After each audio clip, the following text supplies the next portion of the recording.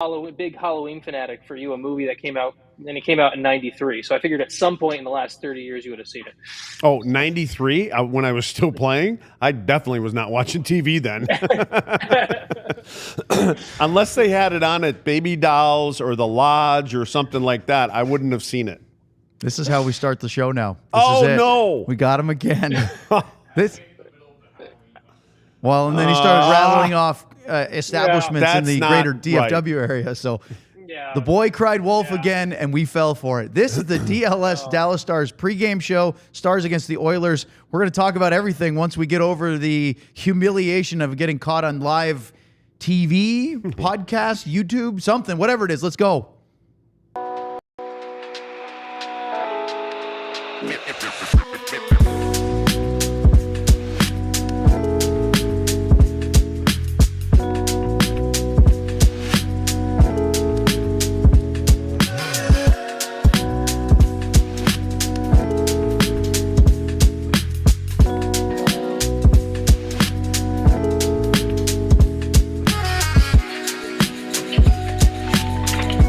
Too in Slack.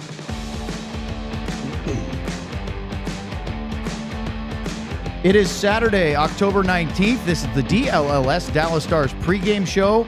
We are live in our lounge studios. How about that? We get the good studio for a change.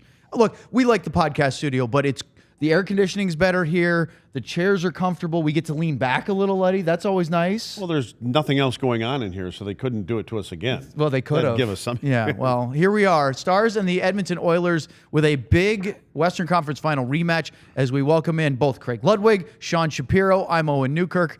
As we look at this game, guys, the big talking point is, of course, this is a rematch of the 6-game series, unfortunately, as the Stars lost in 6 in the Western Conference Final to the Oilers. And so it's the first time they've met since the Oilers moved on to the Stanley Cup Final, and then they lost. They did 4-7 games against the Panthers. And there's lots of people I've heard, whether you agree with it or not, that say, well, if the Stars had gotten through the Oilers, maybe they would have beaten the Panthers. It's hard to know, but I know that both of these teams feel very much like they're in a position to go right back to that Stanley Cup, at least third round, if not go all the way this year. Yeah, I'd say one has shown it earlier more than the other one. I mean, Edmonton's starting to get their game together right now, but Dallas has come out, and they were 4-0, now 4-1. So they look there, and there's some things there, obviously, we've been talking about. But this is, I think, for Dallas, I said this the other night, this is the right opponent for Dallas at this particular moment because of a power play, lack of some of their play, some of their things going on, everything besides goaltending.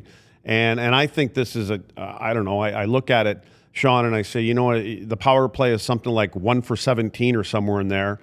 Well, the Edmonton Oilers right now are like 32nd in the league in their penalty kill. So maybe this is the right recipe for Dallas to get on the board and get some momentum on their PP. Quick, first off, credit to Luds, because he sometimes gives me tells me that I sometimes do the trailing thing where it sounds like I don't know what I'm talking about, but I'm actually just reading the stat directly, and he just did that exactly with 2 stats. So good job, Lutz. Good job on that. That was well played exactly.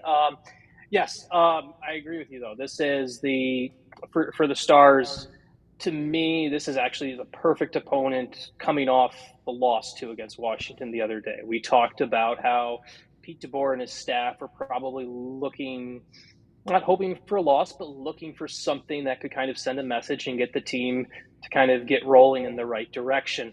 And I think for one of the ways the Stars probably approached this after that Washington loss, they went into practice yesterday, they come in today's game. It's like, okay, now go prove it. Go prove it against a team that beat you last year, and we build off this. So I agree with you completely. And just to add to the caveat where just coming off how things went in Washington, how Pete DeBoer's demeanor was after that, this could not be from a setup for building a long, successful season for the Stars. I think this is a really well-placed game, an opponent right now. All right, let's talk about some lineup news here right away. John, if you have the lineup card for the Stars, we'll go right up there. looks like, and we'll find out in the warm-up here in a little bit, maybe about 20 minutes or so, but it looks like Sam Steele will not play today. He's officially listed as questionable. He did not practice yesterday. The team did have practice, even though they played in Washington Thursday night, because they knew they would not have a morning skate today. And one of the guys not out there was Sam Steele. Well, Pete DeBoer said he tweaked something during the last shift of the game. And then today they recalled Matej Blumel from the AHL's Texas Stars. Now, we don't know that these are going to be the line combinations. This is sort of my best guess, with the assumption that Blumel goes in on the fourth line where Steele was, and they just move Oscar Beck back over to the center position, which is where they started game one. Now, Luddy, unfortunately, that line of Beck, Steele, and Blackwell had really started to build an identity over the last couple of games, and they've been successful in scoring a couple of goals, including Blackwell's shorthanded goal against the Caps.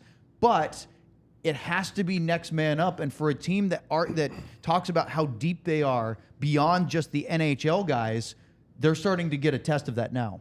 Yeah, and I think the only issue that I would see, and you talk about different combinations, I just think that because of the opponent, you want to keep those top 9 together where they are, or at least top 10. And, Bourke slides in there. And the other thing I see is that fourth line, as we call it, having a centerman out in Steele and then Beck going in there, because Sam's been good in the middle there on that. So I think we're going to see where Pete, because of the game and the opponent and everything else, and just in general how important it is for this team to start getting better in a lot of different areas.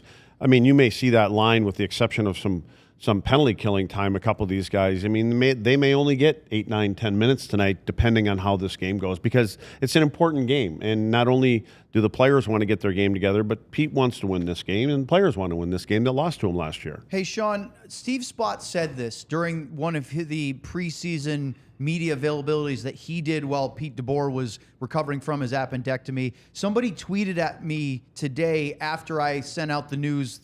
It wasn't my news, but that I also echoed the fact that Blumel was called up. And it's not just lip service, this thing of opportunity. Steve Spott said, we play young players. There are opportunities for players. It's not just the guys that you think have the contracts. And here's an opportunity for Matej Blumel, who we all knew was not happy to, and he was disappointed not to earn a spot in the opening night roster. He told both me and Sam a couple of times during the course of preseason that he desperately wanted to earn that job. He didn't, and it felt like Oscar Beck always, because of the way he plays similar to Radek Faksa, kind of had that sort of upper hand. But here's an opportunity for Blumel to take a couple AHL games, turn around, and now be in the NHL where he wants to be. Also, to be clear, I mean, as much as Steve Spott said that, Oscar Beck also would have had to clear waivers. So the tie was always going to go to Beck. That's just, as much as Steve Spott wants to say that, Jim Nill is an asset manager. He was never going to waive Beck. That was just, we can call it what it is. Now, on merit and opportunity, Blumel earned this spot. I went through and watched both of Blumel's games from last weekend against Texas, against Henderson. And what is the way Pete DeBoer wants his fourth line to play? He wants them to get in on the chances. He wants them to be aggressive and play. And Blumel's game with Texas, the last weekend against Henderson, on opening night, he had a goal that night. He had 22 shifts, 17 minutes, 21 seconds of ice time. He had a team high 5 shots. He blocked 3 shots that night. He had 2 hits on night 1. Night 2 for Texas against Henderson. Again, 17, 36 minutes. He didn't have any points that night, but he led the team with a team high 7 shot attempts, a team high 5 shots on goal, blocked 3 more shots that night. Had 2 more hits. Like, you talk about a guy who's been told, go down to Texas, prove you should be back up. He went and did that. And I went through and I watched what he did. I watched what Cole Lynn did. I watched what Hartu Huru did. Like, this is a guy who they always say, you never know when that next opportunity could be. And this is a guy, as you said, he spoke to you and wondered, like, I really want to be here and everything like that. Sometimes it could be just game 3. After just 2 games down there, you could be right back up. So credit to him, because this is a guy who went through and didn't sulk. He went and played the game he was supposed to play, and he played a game in Texas that Jim Nill and his staff can easily look and say, hey, we can plug that right into our fourth line. He's creating chances. He's blocking shots. He's getting hits. He's doing all those things that we want our fourth line to do. Luddy, it's not always easy to translate success at the AHL level to the NHL level. Right. And it seems like Maverick Bourke is working on that right now. He was he could have been, you could say he was, as the MVP, the best player in the AHL last season. And it has not come easily for him so far this year. And that's good on Blumel for having the right attitude. I'm not surprised because he seems like that kind of kid. But for Bourke, he hasn't quite found it yet for what we expect. And I'll ask Sean in a minute because I know he has a lot of thoughts and he's watched Bourke a lot. But it doesn't feel like he's one of the guys that is, with his play, is making you take notice of him so far. That's okay. He's young, and and to get a couple preseason games, like Sean just got done talking, and we've all talked about it. It's completely different. And now you're going to have an opponent tonight. He may be another casualty of the opponent today. Depending on where it is, the luxury for the situation that Dallas is in, they're at home. So you get the last change and you'll be able to kind of keep certain players away from certain players on the other team. But I think for Bourke, again, it's not an easy league, and whatever else, last year in the American League and preseason is different. It takes players, not everybody can be Stankoven and just jump in and look like you've been here for 5 years. Sean, what are your first couple of game impressions of Maverick Bourke? Because Luddy and I have talked about it on the post-game show the other night. We've talked about it, a couple of times going, he hasn't really stood out in the way that you're expecting of a blue chip guy that had such a great AHL season last year. Look, it's not probably unfair to compare him to Stankoven because Logan played 24 regular season games, a full run through 3 rounds of playoffs. He's at a different stage. But so far, if you look at the two, Stankoven really stands out. Bourke yet really hasn't. Is that partly because he's coming off of this, preseason injury? I think it's related to a couple of things. I think getting things going is part of it too. Like you have to get the rest. He joins, and the other team's already got things going. I think the other thing that comes into play, from my perspective, is Bourke's game is a little bit more reliant on. For him to stand out to you, the offense has to be there a little bit more. Like, I would say this about, let's use Jason Robertson, for example, right? Like, you don't really notice Jason Robertson pretty often unless he's doing something offensively. Well, Stankoven's game is a high motor, high energy game. So when you compare those two side by side, Bourke's game is never going to, from a random picking each shift. Stankoven is always going to be more of the quote-unquote impact guy on film, firstly. Because Bourke's is more of a patient game, more of a building off space and not necessarily doing everything in all caps with exclamation points the way Stankoven does. So that's one thing that comes into play. The other thing with Bourke, I think, is he's a guy who I think he can play with anyone.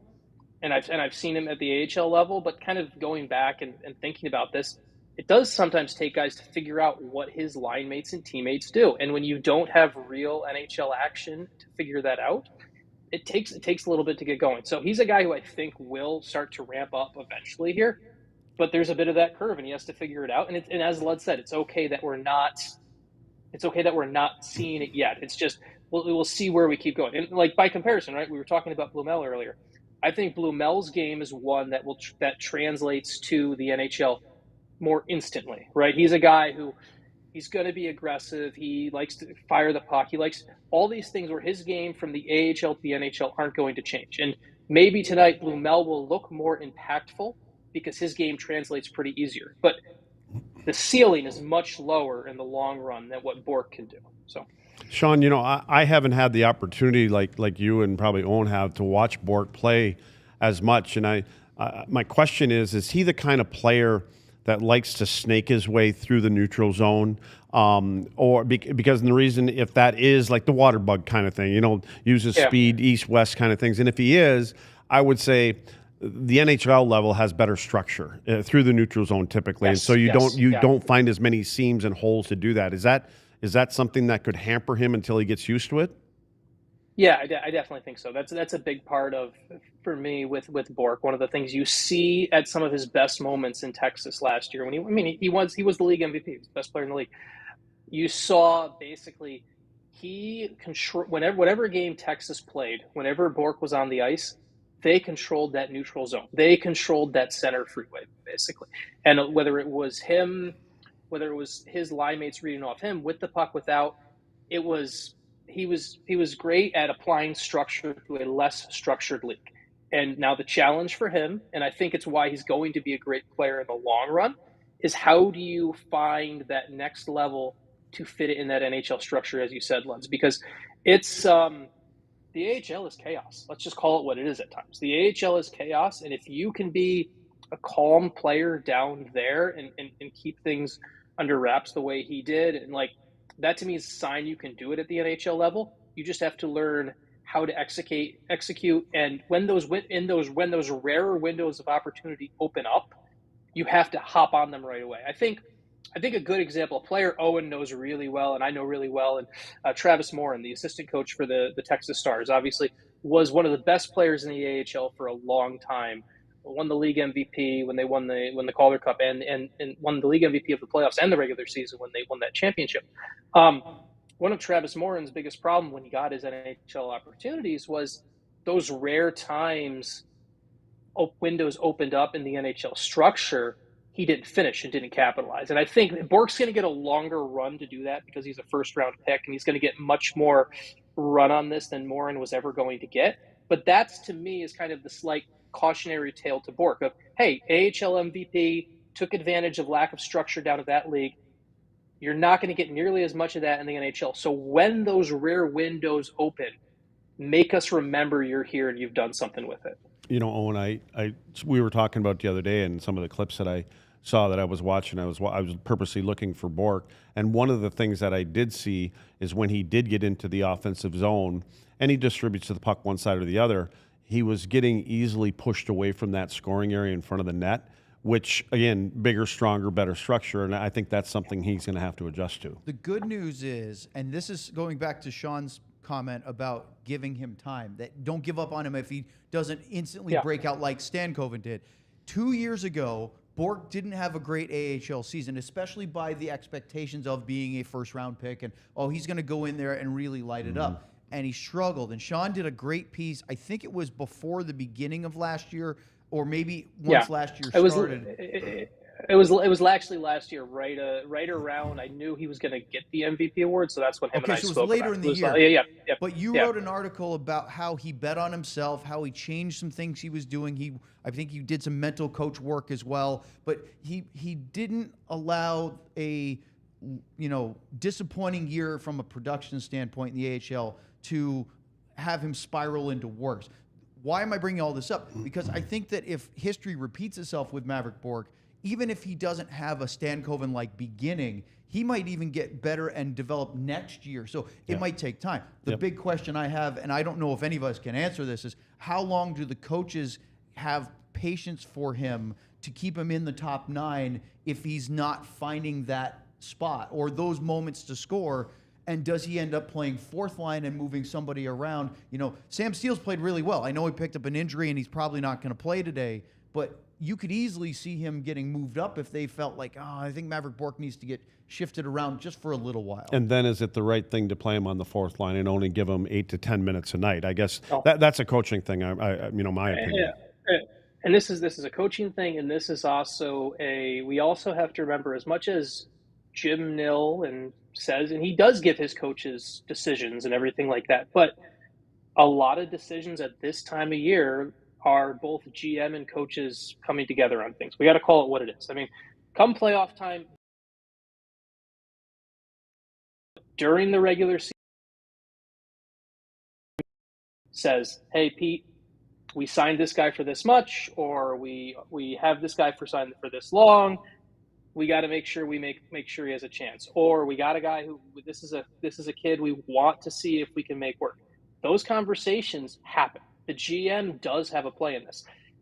The coach can go against those, but typically a good coach-GM relationship means early in the season, the GM's idea at least gets taken more credit into. So with Bourke, I think with Jim Nill's a big believer that he's going to be an impact player by the end of the season. So when the GM is telling the coach that, and he's so he's going to get a little bit more time. Now, perfect example of how it can go negatively is the Nils Lundqvist thing, right? The Nils Lundqvist thing past couple of years. Nils Lundqvist has gotten more opportunities the past couple of years because Jim Nill believes Nils Lundqvist is a big part of the future. Eventually got to the playoffs, and Pete DeBoer was allowed to completely pull the plug. But one of the reasons Lundqvist kept getting as much chances as he did before he got pulled out of the lineup eventually is because inside the organization, Jim Nill is a big believer in Nils Lundqvist. Jim Nill is a big believer in Maverick Bourke. He's going to get more opportunity to figure this all out. And if we're having this type of conversation in December, then it's a much different story. Yeah, and I think what you've got to watch, and these guys are so good at what they do, and I'm talking about, you know, Jim Nill and Pete DeBoer and all the coaches, that you got to be careful that a player like that, and you continue to put him in the lineup where he starts to get frustrated. And you got to have a conversation. The last thing you want him to do is be a frustrated player and start to doubt that he can't do it at a certain level, but he could do it at all the other levels. And that's not even. And I don't even think that's where you just take him out and say, "Listen, let's just sit out a couple games. Let's watch." I think maybe for a player like this, he goes back, he plays a couple games, and then you come back again, gets that feeling back again, then you insert him. But that would be a conversation that they all talk about, if it even comes to that case. It may not, but I think he's such a. The ceiling is very high with them. So I think you treat players like this a little bit differently. And then, again, they have lots of people that they talk to, where their head's at, and things like that. But they're smart enough to know that we're not going to just keep putting them in the lineup and hope that this is going to happen if things just don't get better all of a sudden. Well, I'm glad you mentioned Nils Lundqvist, Sean, because we have to talk about the defense. So take a look at what we think is going to be the same group as before. And, Luddy, the big question for me circles Brendan Smith, because it looked to both of us like he may have suffered a nasty injury in the game against the Capitals. Got up holding his right arm, forearm, wrist area. Could have been the hand, could have been the elbow, any of that. And it didn't look great, but he skated in practice yesterday. Pete DeBoer said he's probable. And so the question is, does Alexander Petrovic get a game right now? Yeah, I mean, if he obviously isn't hurt that bad. I mean, he came back, a few minutes later. Yeah. So... And I'm sure he wouldn't be in the lineup tonight if there was something that was lingering that hampered him in any way. My question is when you look at the Smith-Lyubushkin pairing, like, how do the pairs run today? I mean, obviously, you're going to see a lot of Harley and Miro. You're going to see a lot of that. And obviously, again, against, their top line. They're going to have them out there against Connor. But then how are they going to, these two, one of them might be tired. Are you going to put Essa up there with one of them to match up against the right ones? And now we know where Lundqvist came in last year in the playoffs to get this particular team. So I'm going to be very curious in watching how the D pairs and things are deployed today. Sean, we're going to have Jake Oettinger make his first start since signing his big $66 million contract extension. What do you think? This is going to be really hard hitting here. What kind of ovation do you think the Stars fans will give Jake when he's introduced during the pregame, knowing that he's not only their starter, but the starter for 8 additional years after this year? On the scale from normal, like, starting goalie cheer to the cheer that is reserved for Jamie Benn, that tends to get a little bit more juice than everyone else with the captaincy. I call it probably about halfway, probably around that. It's probably similar to what the fans typically give Ben, because there always seems to be a little bit more juice with when they announce the captain and everything like that. So probably I would put it closer to that level. But the starting goalie typically always gets a lot of love from the crowd. So it's a high bar to clear. I do want to go real quick back to the last thing. I don't think Petrovic's here to play at all. I think Petrovic's just here in case there's an injury in warm-ups. I honestly think if the injury was bad enough where a call-up needed to play, Leon Bichel would be here. I think just it'd make more sense for him to be playing tonight and tomorrow with Texas against Tucson. I think Petrovic is. I think if the injury was really bad enough that was going to keep Smith out, it would have been Bichel would have been up instead of Petrovic. I think Petrovic is just, he knows what he was signed for. It makes sense. You want to get your top stud prospect keeping playing because he's the guy who really, in my view, has earned the chance to play when needed. Even after what he did in the playoffs, Sean, I mean, Petrovic was really good in that role, and they're missing a right shot D because of the injury to Dumba. Yeah, no, I think that I think Bischel would be the one to play. That's my theory on it. You're looking at me. I can tell you're looking at me, and you want my opinion on this too. well, I mean- I'm not going to disagree with Sean because he knows these guys better than I do. What I saw from Bischel is I saw a little of that, and then I saw a little of this. Just the consistency thing. And again, do you want to drop a young guy into it because of? But again, you're at home and you have last change and things like that. So I did like what I saw from Petrovic last year. So I don't really know which way they're going, but I do agree that if there's going to be a defenseman that's going to be up here as a number 7, the one guy that you want to be playing games is Bischel, no question. Yeah. Let's take a look at the other side real quick. The Edmonton Oilers.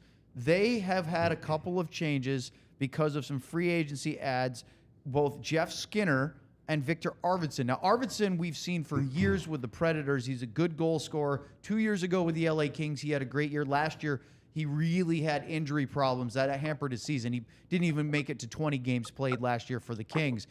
Skinner has that notorious sort of stat behind him now that he's played more NHL games than any other active player without appearing in a Stanley Cup playoff game. And that is partly because he was with Carolina before they got Rod Brind'Amour and got good. Then he went to Buffalo. That didn't work out because they thought they were going to be better than they were. What are your thoughts? We'll start with Sean about the additions of Arvidsson and Skinner, and then, of course, the trade they made for Podkolzin from Vancouver to try to fill out some of the players they lost, and obviously the offer sheets from Holloway and Broberg.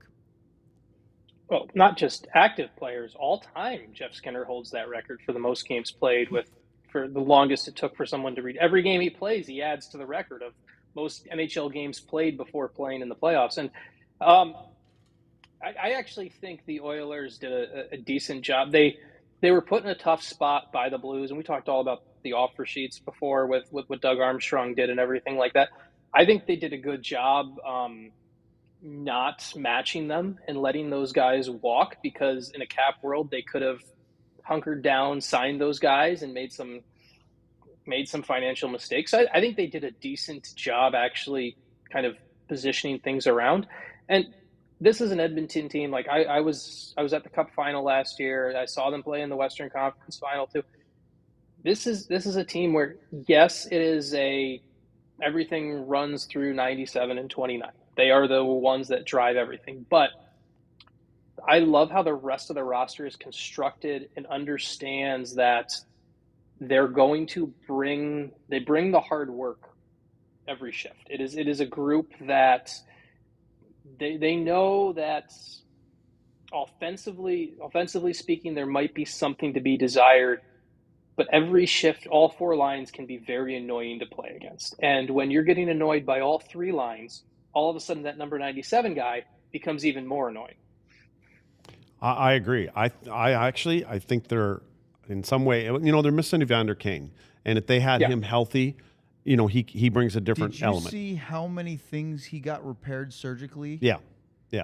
Again, both hips, adductors, I believe 2 hernias, and there was something else in there, groin or something. He had like 5 different parts of his body surgically repaired. He couldn't sit down during the Stanley Cup final. It was one of the weirdest things. Like, I think we were at game 1 or 2 of the Cup. I was at game 1 or 2 of the Cup final, and someone pointed out to me from the press box, watch Kane each shift. He could not sit down. Like, he would do a shift, and then he would just go to the edge of the bench, and he could not sit down. It was easier for him to skate and play hockey than to sit down. Ugh. Put aside everything that you've heard in the media and press about the player off the ice. That takes a lot. It shows you a lot, that everything that he had done, that he tried to stay in that lineup and play, night after night. And, a lot of players do that in the playoffs, but that's a laundry list of things. And John, can you put that their lineup up again? I think they're a better deep. I mean, Henrique, Skinner, Arvidsson, Matty, Janmark, Nugent Hopkins. and you got some grit down there on the bottom, and we know what Corey does.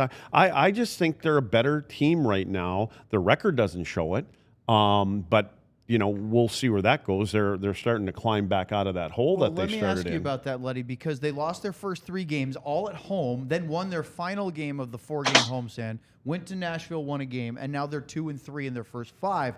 But I couldn't help but notice that one of the big talking points in the Western Conference Final against Dallas was their penalty kill. Dallas did not score a power play goal in that series, and that was a major reason. That and Stuart Skinner, I think, was probably the biggest surprise performer of that And let's series. say that penalty killing is your goaltending. It is, but look at this.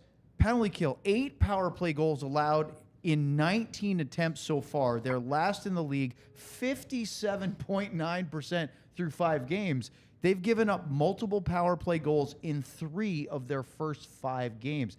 That is not what we saw in the Western Conference Final. No, but I think that they had a goaltender that was probably bailing a lot of that out last year at the right time of the year, obviously. But like I said off the top, good news for Dallas, and hopefully that gets Dallas on track, and they could put 1, maybe 2 in tonight. But and the other one I look at is their decor, and I when I look at their decor now, that with Bouchard there's a bomb there. He's a big shot guy. Ekholm, I think that's probably one of the moves that they've made that really solidifies a lot of things in the back end there. I think he's a great defenseman. And Stetcher's a good partner, I believe, for Nurse. I mean, he's got, a little different. And then when it comes to Darnell, Nurse, he is a little bit different this year so far. And he got in a big tilt the other night. And the first thing when I saw that, and I'm like, oh, Dallas is coming to town. And that may be exactly what they want out of Darnell Nurse, to get him to be back to that kind of a player. And then I immediately thought, who they're playing today. And I thought, does he want to take that one step forward? And will we see Jamie Benn and Darnell Nurse go today? Ooh, that's interesting. Sean, we're just about out of time. Any final thoughts, things to watch today as the Stars and Oilers go toe-to-toe? Quick question, yes, no question for Luds on something. From watching, when you've watched the Oilers so far, when you look at their penalty kill, does it look any different than schematically to you? Does it look any different from what they did last year? Like what they're trying to do? Well, I thought last year against the Stars, they were moving. You know how we talk about having a rope tied? That they were moving in unison together all over the ice. And I think there's been holes in it. And it's a structure thing for me. Different personnel, I don't think so. Is it the goaltending? I'm not really sure. I think another part of it too is I think it's on them too, but I think another thing to watch as well is when you're playing into June, everyone else is watching exactly what you're doing. So I think there's also that other element too of the Edmonton Oilers can never expect someone to not know what the Edmonton Oilers did on the penalty kill last year. That's one of those other things too, where I think part of it is, I agree with you on that, where they haven't looked as connected, using that rope analogy you talked about. I also think part of it is other teams have come in and be like, all right, we saw what this team did through June. Now we try to beat it. I also think when you go on a run to the Stanley Cup final, watching some of the teams that played against them, you got a little bit of a target on your back. The Stars, we've talked about the Stars having a target on their back. The Oilers have a bigger target on their back right now. Teams come into your barn, and that's a building point for the season. So that's something I think the Oilers have dealt with as well. Just kind of last thoughts for this game. I want to see Jake Oettinger outplay Skinner. That's the big one for me, because last year, at the end of the day, that's why one team was in the Stanley Cup final and the other team wasn't. Skinner outplayed Oettinger. Now, I know Ottinger's outplayed Skinner so far this season, but head-to-head, this is why you've been paid $66 million for the next 8 years. Deliver on it, and you get to kind of use it as a hallmark moment here. Sean, is Skinner the goalie that he was last year in the playoffs? Or was it one of those playoffs? I think it was more so one of those playoffs. Yeah. And I think he is not someone I would bet on long-term consistently, but I think there are sometimes you got to go kill the ghost. And I think today is the time for Jake Oettinger to go kill the ghost. I agree. It should be a fun one. Also, Pete DeBoer said power play, they don't have any more runway, no more leash. They need to start getting it done. Keep an eye on that. Sean, Luddy, and I will be back for the post-game show. We'll have a full wrap-up. We'll take your chat questions. We'll do all the 9 yards right after the conclusion of today's Stars-Oilers game at the AAC. Until then, enjoy the game. So long, everyone. We all silly like the mayor.